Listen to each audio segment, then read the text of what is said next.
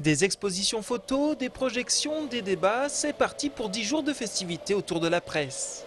Cette année, le Festival du Scoop et du journalisme a pour thème la pipolisation de l'information.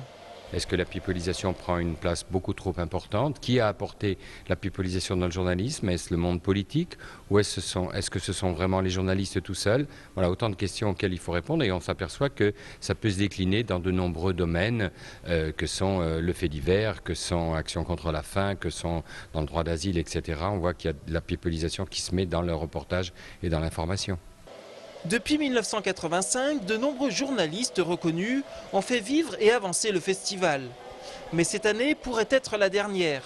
La ville d'Angers a en effet décidé de supprimer les 150 000 € de subventions allouées au Festival du Scoop.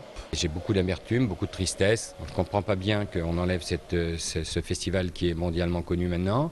Vous voyez là, on est autour des expositions. Il y a Paris Match, il y a Géo, il y a le CNRS, il y a SIPA, il y a, etc., etc. Il y a Action contre la faim qui sont là, qui ont tenu à être là. C'est pas moi qui suis allé chercher, ils ont tenu à être là au Festival d'Angers, qui est un festival reconnu, qui n'est pas un festival de petits journaleux, je veux dire, c'est un festival de gens qui passent leur temps pour aller chercher l'information, quelquefois risquent leur vie.